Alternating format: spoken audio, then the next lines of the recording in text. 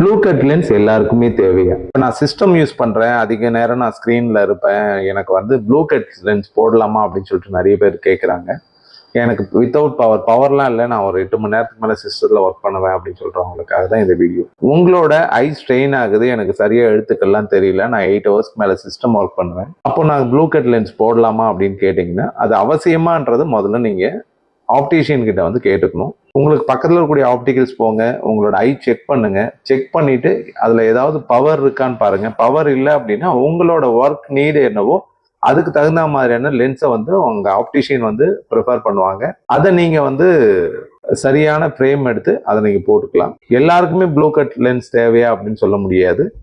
அதனால உங்களுக்கு eye strain ஆகாம இருக்கும் அப்படின்றதுல உங்களுக்கு பவர் இருந்தா கூட உங்களுக்கு வந்து அந்த ஸ்ட்ரெயின் இருக்கும், ஸ்க்ரீன்ல வந்து சரியான விஷுவல்ஸ் எதுவுமே தெரியாது. ஸோ அதுக்காக நீங்க ஆப்டிஷியனை கன்சல்ட் பண்ணிட்டு அதுக்கு சரியான லென்ஸ் நீங்க போட்டீங்க அப்படின்னா உங்களுக்கு பார்வையும் தெளிவா இருக்கும்.